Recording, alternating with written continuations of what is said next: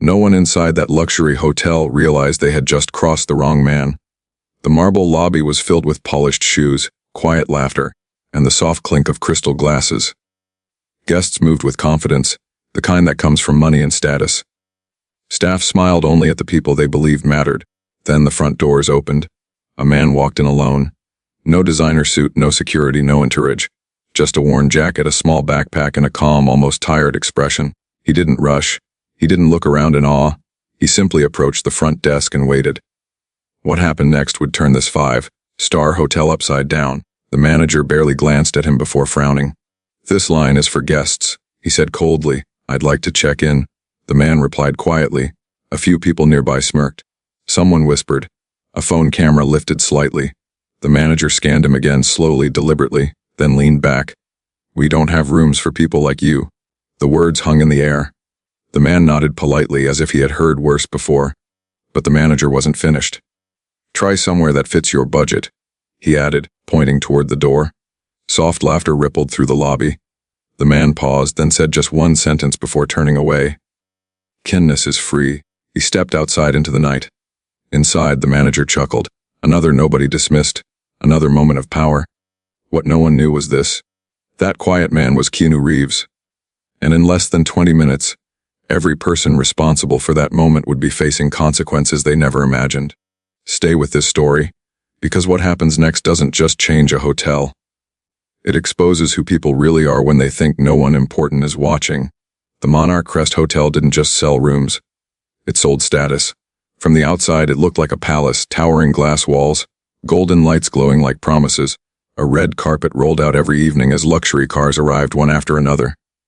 Inside, the air smelled faintly of expensive perfume and polished marble. Everything here was designed to make one thing clear. Not everyone belonged. Staff were trained carefully, not just in service, but in observation. They were taught how to spot high-value guests the moment they walked through the door. Designer watches, confident posture, certain accents, certain clothes, and anyone who didn't fit the picture. They were handled differently. At exactly 7:40 p.m., the lobby was at its busiest. A couple celebrated an anniversary near the bar. A group of executives laughed loudly by the elevators. Influencers posed for photos beneath the chandelier, pretending not to notice the staff waiting impatiently for them to move. Standing behind the front desk was Evan Whitmore, the hotel's front desk manager. Evan loved this hour. This was when he felt powerful. His suit was perfectly pressed. His hair didn't move. A gold pen sat clipped to his pocket, never used, but always visible. To Evan, authority wasn't about responsibility. It was about control. He walked the length of the counter slowly, correcting staff, reminding them who was in charge. "Smile more." He snapped at one clerk. "Stand straight." He told another. "And remember," he added loudly, "we don't embarrass the brand by entertaining people who clearly can't afford it." Some staff nodded silently. Others looked away. If you were watching this unfold, ask yourself honestly, have you ever seen someone judge the moment they walked into a place? That's exactly what happened next. The front doors opened again. No announcement, no attention-grabbing entrance. Just one man stepping inside quietly. He didn't pause to admire the chandelier. Didn't look impressed by the marble. Didn't pull out his phone. He simply took in the room calmly, as if he'd been in places like this before, and places far more important. He walked toward the front desk and waited. Seconds passed, then a full minute. Evan noticed him and immediately frowned. The jacket looked old, the backpack looked worn, the boots weren't polished. In Evan's mind, the verdict was instant. This is not a priority guest, he thought. Finally, Evan stepped forward, irritation already in his voice. "Yes," he said, not bothering to hide his impatience. "I'd like to check in." The man replied softly. No accent, no attitude, no entitlement.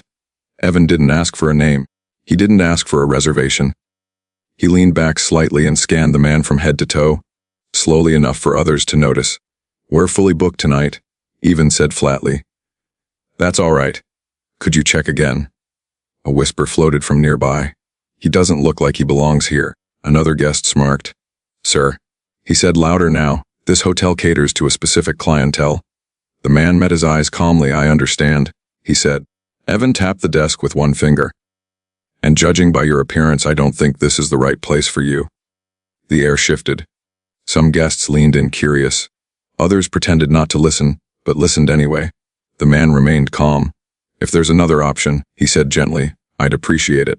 Evan sighed dramatically, as if burdened by the request. He reached under the counter and slid a cheap printed flyer across the desk. There's a place a few blocks away, he said. Much more affordable. A few people chuckled. One staff member stiffened, a young bellhop who had been watching quietly. He frowned. Something about this didn't feel right, but Evan wasn't finished. This hotel is for guests who meet certain standards, he added, gesturing vaguely at the man's clothes. The man looked at the flyer, then back up. For a brief moment, his eyes held something deeper, not anger, not embarrassment, but understanding. He nodded once. Thank you for your time, he said calmly, and just before turning away, he added something so quiet it almost got lost in the noise. Sometimes the way we treat strangers says more about us than them. He turned and walked toward the exit. The lobby buzzed again. Evan laughed under his breath. Another nobody, he muttered. But if you think this story ends here, you're wrong. Because upstairs, behind closed doors, a plan was already in motion, and the people laughing right now were about to learn how expensive arrogance can be. Stay with me, because the next part is where everything flips. The glass doors slid shut behind him, and just like that, the man was gone, or so they thought. Inside the Monarch Crest lobby, the atmosphere relaxed again. Laughter returned. Conversations picked up. The string quartet resumed playing as if nothing uncomfortable had just happened. Evan Whitmore felt satisfied. To him, this was just another small display of authority, another reminder that he decided who mattered and who didn't. He straightened his suit and turned back to the desk. All right, he said sharply. Let's keep things moving. But not everyone had moved on. The young bellhop stood frozen near the luggage cart, eyes still fixed on the door the man had walked through. Something about the encounter didn't sit right with him. The calm, the patience, the way the man never once raised his voice. Did you notice his eyes? The bellhop whispered to a fellow clerk. She shook her head nervously. Drop it. You don't want trouble. Avon overheard them. You're here to carry bags, not opinions, he snapped. Focus. The bellhop lowered his head, but the feeling in his chest only grew heavier. Have you ever seen someone so confident in their power that they stop caring whether they're right or wrong? That was Evan now. 10 minutes passed. Then 15. And that's when the first crack appeared. A middle-aged woman near the lounge leaned toward her husband. Wasn't that man earlier familiar? She asked. Her husband frowned. I was thinking the same thing. Another guest nodded slowly. I swear I've seen him in movies. Evan rolled his eyes. People always think they recognize someone, he said dismissively. Let's not start rumors. But whispers spread anyway. Phones came out, not to record this time, but to search. The bellhop glanced down at one screen, and his stomach dropped. A van, he said carefully, stepping forward. Evan didn't even look at him. I think you should see this. Evan turned sharply. I said. The bellhop held up the phone. On the screen was a photo, same face. Same quiet expression. But this time, surrounded by red carpets, interviews, and flashing cameras. Avon scoffed. Actors look alike all the time. But the concierge leaned closer. That's not just any actor, he murmured. The room felt colder. Still, Avon refused to back down. You think some celebrity just walks in here dressed like that? He snapped. If he was important, we would have known. That sentence would haunt him. Because at that exact moment outside the hotel, a black luxury sedan pulled up to the entrance. Not one. The doorman straightened instantly, doors opened, and out stepped three people who didn't look confused, impressed, or amused. They looked focused, purposeful. They walked in without hesitation. No small talk, no selfies, no smiles, straight toward the front desk. Evan felt something twist in his stomach. Can I help you? He asked, forcing confidence into his voice. The woman in the lead placed a slim leather folder on the counter. We're looking for the gentleman who came in earlier, she said calmly. Avon blinked. Which one? The one you turned away? Silence fell. A guest near the bar slowly lowered their glass. Evan laughed nervously. Mom, we turn away a lot of people. You'll need to be more specific. The man beside her leaned forward. Worn jacket. Backpack quiet. Avon swallowed. Yes, and his name is Keanu Reeves. The words hit the lobby like a dropped chandelier. Someone gasped. Someone else whispered, no way. The bellhop felt his knees go weak. Evan felt the blood drain from his face. That's not possible, Evan said quickly. He didn't say who he was. The woman nodded. He never does. She opened the folder. Inside were documents, signatures, ownership records, Evan stared at the name printed at the top. Keanu Reeves, majority stakeholder, silent owner, final authority. The room felt unbearably quiet now. Guests stared openly, staff froze in place. Evan's voice cracked. "You're telling me," he whispered, "that man?" "Yes," the woman interrupted. "The man you humiliated." Evan took a step back. "You came here," she continued, "to see how this hotel treats people when they believe no one important is watching." The doors slid open again, and every head turned, because the man in the worn jacket had returned. And this time, no one was laughing. The moment he stepped back inside, the entire lobby seemed to forget how to breathe. The same man, the same worn jacket, the same calm, unhurried walk. But now nothing felt the same. Conversations stopped mid-sentence. A champagne glass hovered halfway to someone's lips. Even the soft music from the string quartet faded into an awkward, unfinished note before stopping altogether. Keanu Reeves walked forward quietly. No announcement followed him, no dramatic entrance, no demand for attention. And yet, every eye in the room tracked his movement. Evan Whitmore stood behind the front desk, frozen. Just minutes earlier, he had laughed. Now his hands trembled as they gripped the edge of the counter. The woman in the suit stepped aside, giving Keanu a clear path. "Mr. Reeves," she said respectfully, "we're ready when you are." Keanu nodded once. He didn't look angry. That was the part that unsettled everyone the most. Anger would have been easier. Anger could be argued with, defended against. But calm. Calm meant certainty. Keanu looked around the lobby slowly, taking everything in. The guests, the staff, the polished surfaces hiding something far less shiny underneath. "This is a beautiful hotel," he said softly. His voice wasn't loud, yet it carried. But beauty can be deceptive. Evan swallowed hard. Keanu's eyes moved to the front desk. "To the people working here," Keanu continued, "this place isn't just a building. It's a reflection of values." No one spoke. No one dared. Keanu stepped closer to the desk. "Earlier tonight," he said, "I walked in as a stranger. A few guests shifted uncomfortably. I didn't announce myself." He went on. "I didn't explain who I was." His gaze briefly met Evan's. "I wanted to see something." The bellhop felt his heart pounding in his ears. Keanu turned toward him. "You," he said gently. The bellhop straightened instinctively. "You noticed something was wrong?" The young man nodded nervously.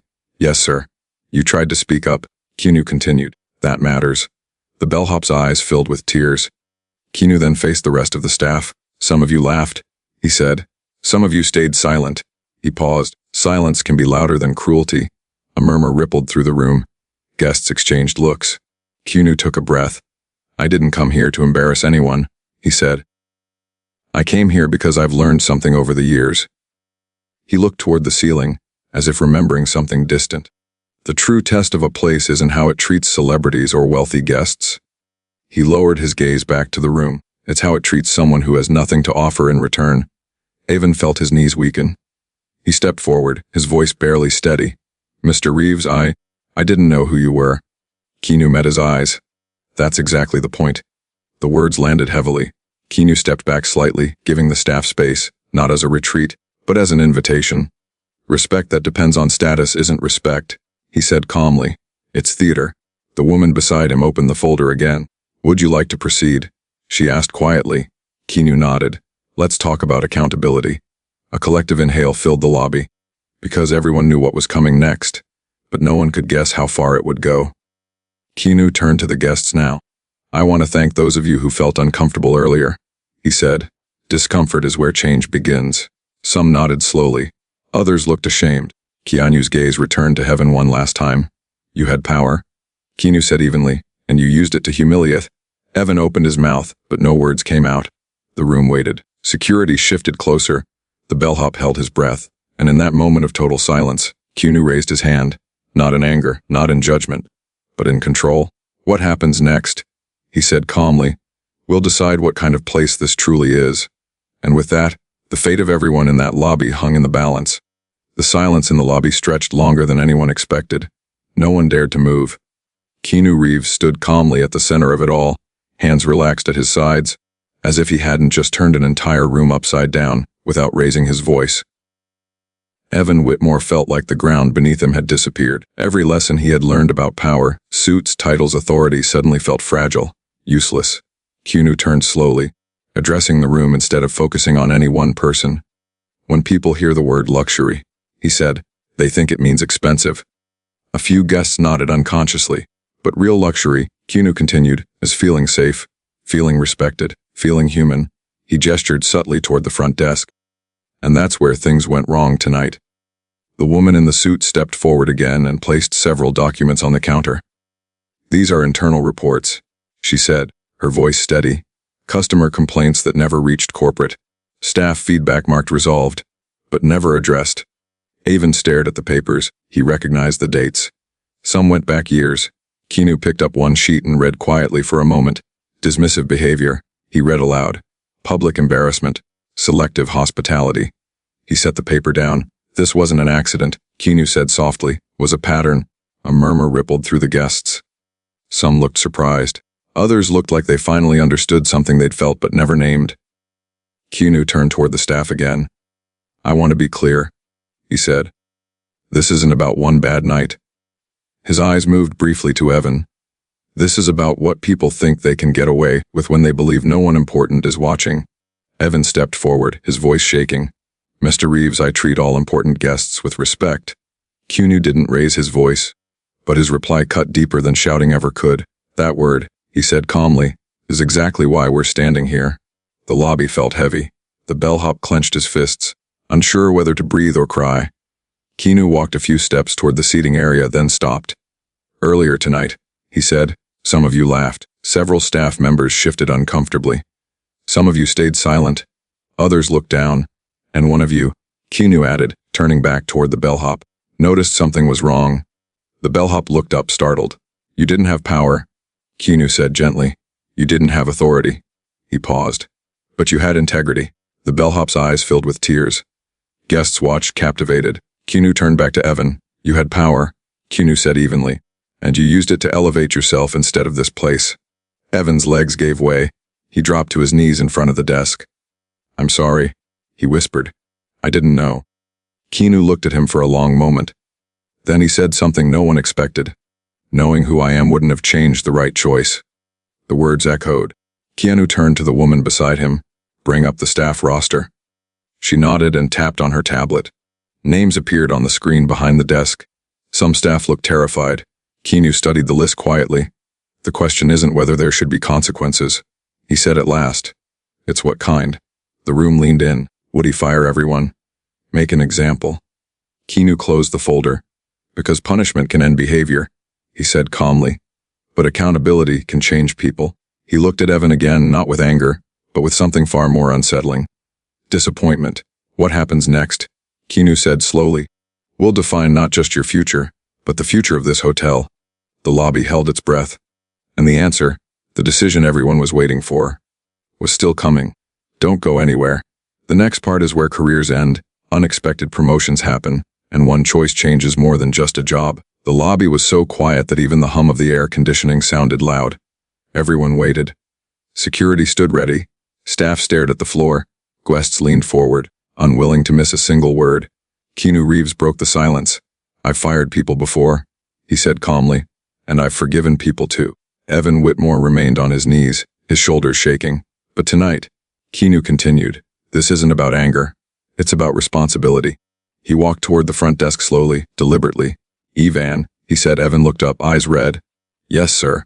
You believed authority made you superior, Keanu said evenly. That it gave you permission to decide who deserved dignity. Evan tried to speak, but Keanu gently raised a hand. That belief didn't come from nowhere, Keanu added. It came from a system that rewarded arrogance and ignored empathy. The guests exchanged surprised glances. Keanu turned toward the staff.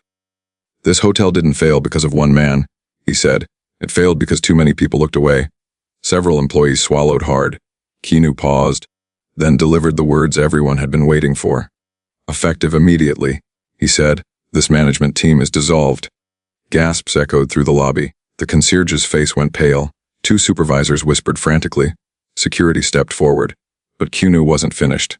However, he added, the room froze again. Not everyone here deserves the same outcome. He gestured toward the bellhop. You, Keanu said. The young man stepped forward, hands shaking. What's your name? Keanu asked. Daniel, he replied quietly. Daniel, Keanu repeated, nodding. Tonight you noticed something was wrong and you cared. Keanu turned back to the woman in the suit. Promote him, he said. Effective immediately. Daniel's eyes widened. To guest experience supervisor, Keanu continued, and enroll him in leadership training. Daniel covered his mouth, overwhelmed. Guests began to clap softly, then louder. Keanu raised his hand and the applause faded. "This isn't a reward," he said. "It's a responsibility." He turned back to Evan. "And you?" Keanu said calmly. Evan braced himself. "You won't be fired tonight." A collective gasp followed. Evan's face filled with relief, but it didn't last. "You'll be demoted," Keanu continued, to the front door. Evan blinked. "Sir." "You'll greet every guest," Keanu said. "Hold doors." Keanu leaned slightly closer. "And you'll do it under Daniel's supervision." The words hit harder than termination. "If you fail," Keanu added, "you will be dismissed without discussion." Evan nodded shakily. "Yes, sir." Keanu stepped back and addressed the room. "Respect isn't about titles," he said. "It's about consistency." He turned to security. "Anyone who mocked or recorded that interaction earlier," Keanu said, "escort them out." A few guests protested. Security didn't hesitate. The lobby watched as entitlement was removed, quietly, efficiently. Keanu turned to the remaining guests. "For those who stayed uncomfortable," he said, "thank you." He looked at the staff one last time. "This hotel gets one chance," Keanu said evenly, "to become what it pretends to be." Then he picked up his backpack. No victory speech, no celebration, just a final sentence as he walked toward the exit. "Be kind, even when you think no one important is watching." The doors closed behind him. And nothing at the Monarch Crest Hotel would ever be the same again. The Monarch Crest Hotel didn't change overnight. But the silence Keanu Reeves left behind was different from the one before. It wasn't fear. It was reflection. The next morning, staff arrived early, not because they were told to, but because they wanted to see what kind of place this would become. Conversations were quieter. Smiles were hesitant but genuine. For the first time in years, people spoke to each other without checking who was listening. Evan stood at the front door. No suit, no gold pen, no raised voice. Just a simple uniform and a posture that felt unfamiliar: humility. He held the door open for guests, some of whom didn't even notice him. Others did. A woman paused, studying his face. "Weren't you?" she began. Evan nodded once. "Yes." She smiled gently. "I hope you're learning." "So do I," Evan replied honestly. Inside, Daniel, now officially guest experience supervisor, moved through the lobby with quiet purpose. He didn't command, he listened. When a nervous couple asked if they were dressed well enough, Daniel smiled and said something no one at the Monarch Crest had ever heard before. "You already belong." Word spread quickly. Guests began leaving different kinds of reviews. Not about the marble floors, not about the chandeliers, but about how they felt. "I wasn't judged. They treated my grandmother with patience. They made my kids feel welcome." Within weeks, something unexpected happened. Business increased, not because the hotel was exclusive, but because it was human. And Keanu, he never returned publicly, but people talked. Some said they saw him weeks later, sitting quietly in the cafe across the street, sipping coffee and reading, watching guests come and go, making sure the lesson didn't fade. Others said he never came back at all because he didn't need to. The change had taken root. Evan worked the door every day. Some days were hard. Some days he was ignored. But slowly something shifted inside him too. He stopped measuring people by what they wore.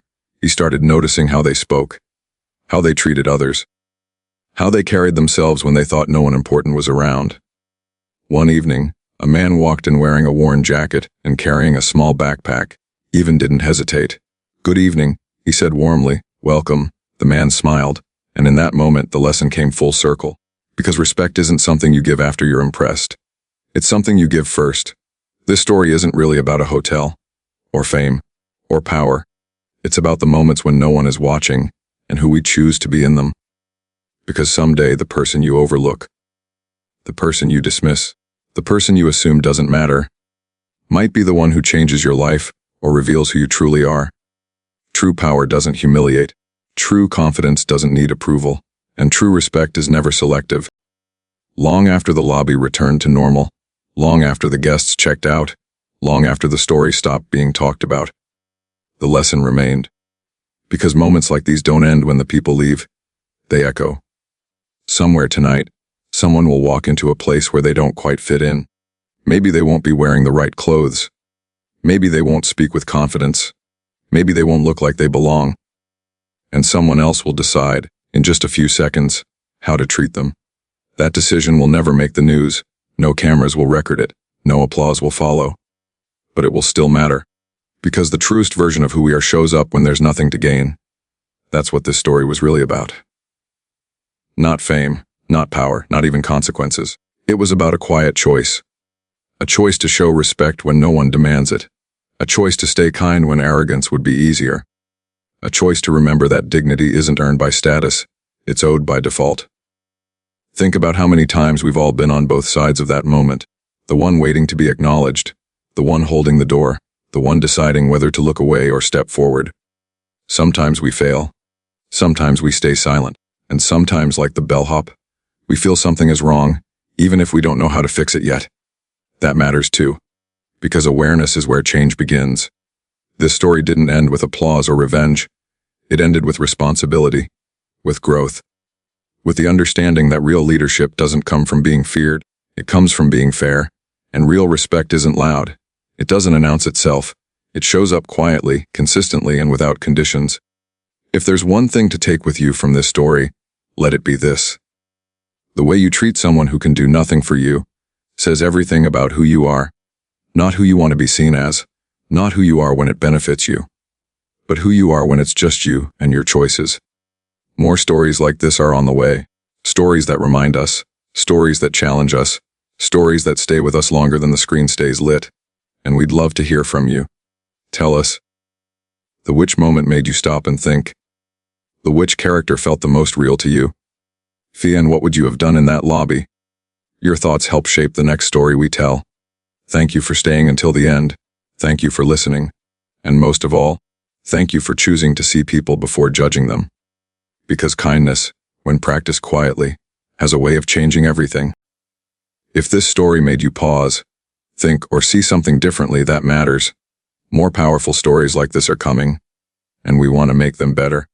So tell us in the comments, which part of this story stayed with you the longest, and what moment hit you the hardest. Thank you for watching, and thank you for choosing kindness, even when it's easier not to.